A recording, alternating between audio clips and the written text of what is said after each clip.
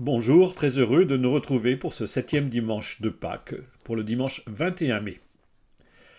Le 7e dimanche de Pâques se situe entre les deux fêtes de l'Ascension et de la Pentecôte.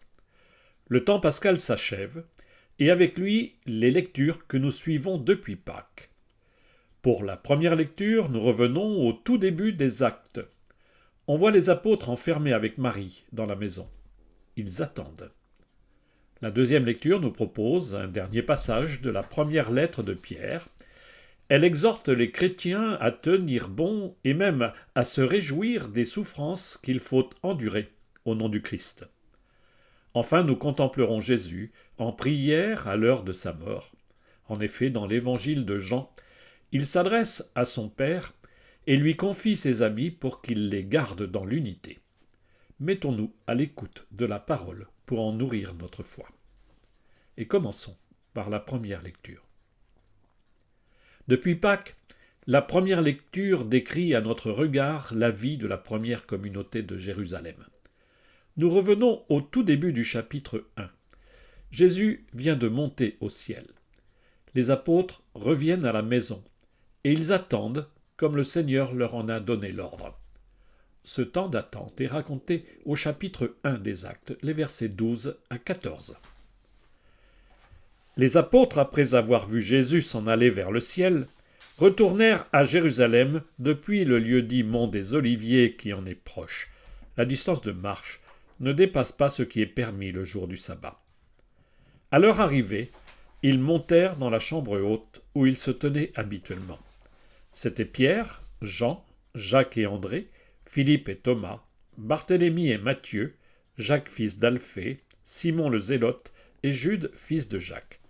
Tous d'un même cœur étaient assidus à la prière avec des femmes, avec Marie la mère de Jésus et avec ses frères.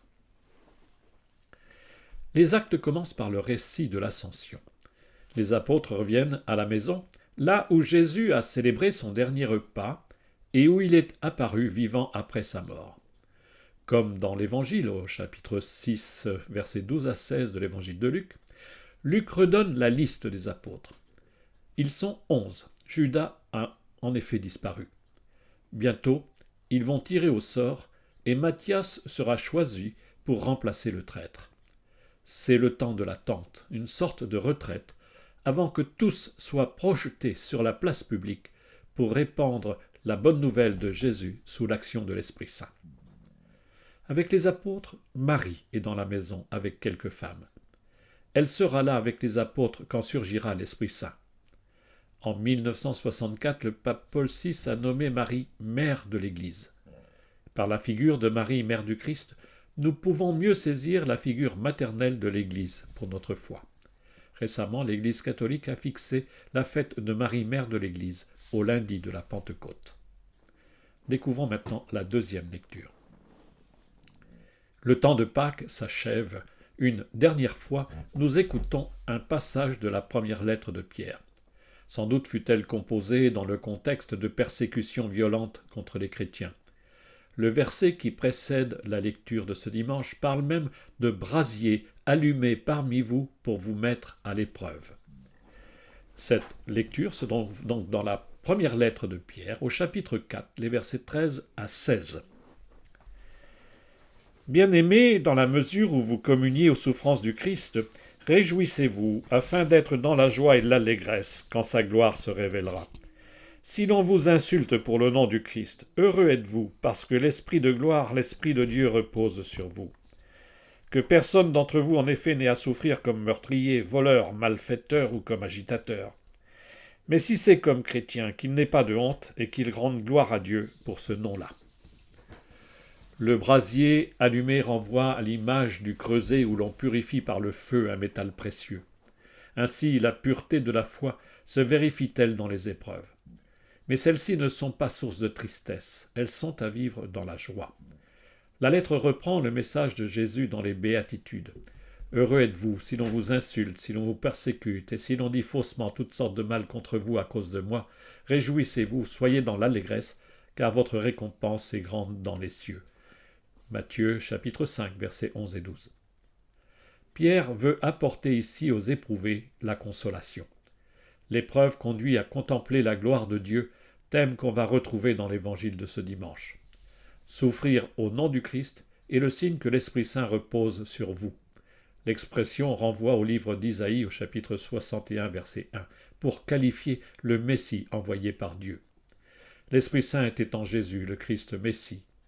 Ceux que les gens, sans doute avec dérision, appelaient alors chrétiens, reçoivent le même esprit que le Christ pour vivre l'épreuve, non pas dans la désolation, mais dans la joie. Vivons-nous vraiment les épreuves de l'Église aujourd'hui dans la tristesse ou dans la joie? L'Esprit Saint nous donne-t-il la grâce de nous réjouir malgré les difficultés rencontrées? Découvrons maintenant l'Évangile proposé ce dimanche. Les 2 derniers dimanches, nous méditions de passages du premier discours de Jésus au chapitre 14 de Jean. Ce dimanche, nous découvrons le début du chapitre 17. Juste avant le récit de la Passion, Jésus ne parle plus aux disciples, mais il s'adresse à son Père. À l'heure où s'achève sa mission sur terre, Jésus confie ses amis à son Père pour qu'il les garde dans l'unité. Le début de cette grande prière se découvre au chapitre 17 de Jean, du verset 1 au verset 11. En ce temps-là, Jésus leva les yeux au ciel et dit : « Père, l'heure est venue, glorifie ton Fils, afin que le Fils te glorifie. Ainsi comme tu lui as donné pouvoir sur tout être de chair, il donnera la vie éternelle à tous ceux que tu lui as donnés.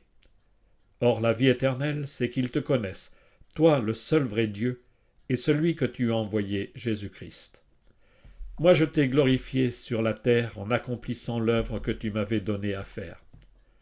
Et maintenant, glorifie-moi auprès de toi, Père, de la gloire que j'avais auprès de toi avant que le monde existe.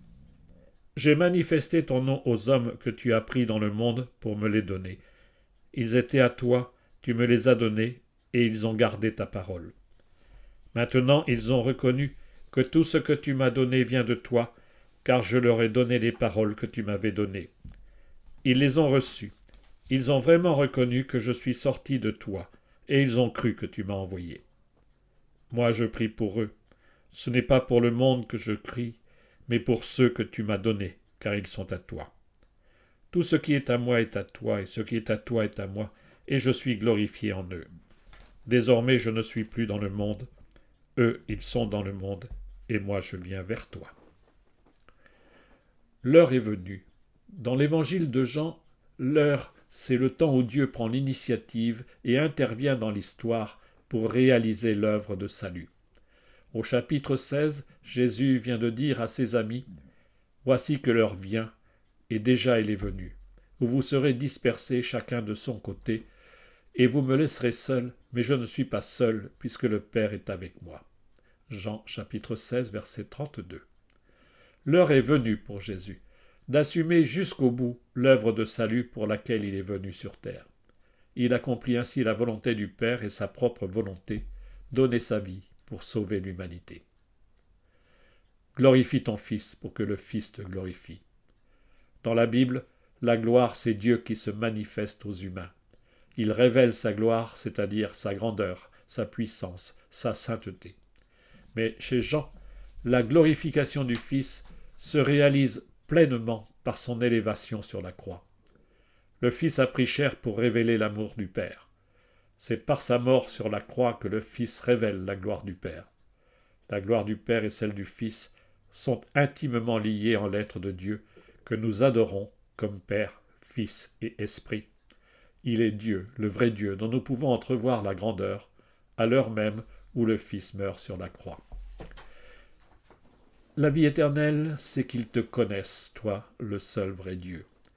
Si Jésus est venu sur terre, c'est bien pour nous ouvrir le chemin vers le Père et la vie éternelle en lui. Saint Irénée, évêque de Lyon vers 180-200, écrit cette belle parole. La gloire de Dieu, c'est l'homme vivant, et la vie de l'homme, c'est la vision de Dieu. En manifestant sa gloire sur la croix, le Christ nous donne d'en vivre sur terre par l'esprit d'adoration. Nous partagerons cette gloire divine dans la claire vision de la vie éternelle. Saint Paul résume ainsi la vie chrétienne. Nous voyons actuellement de manière confuse comme dans un miroir. Ce jour-là, nous verrons face à face. Actuellement, ma connaissance est partielle. Ce jour-là, je connaîtrai parfaitement comme j'ai été connu. Première lettre aux Corinthiens, chapitre 13, verset 12. Pour qu'il soit un comme nous-mêmes. Tourné vers son Père, Jésus porte dans sa prière tous les siens. Il prie le Père pour que ceux qui l'ont accueilli restent unis entre eux. Les chrétiens portent le beau nom du Christ. Comme le Christ a reçu mission de révéler le visage de Dieu, les baptisés sont tous ensemble les images de Dieu. Or, si nous sommes les icônes de Dieu, n'est-il pas tragique que cette image soit ternie par les divisions? Avec Jésus, il nous faut prier sans cesse pour l'unité des chrétiens et veiller à garder cette unité de l'amour entre nous, car Dieu est amour.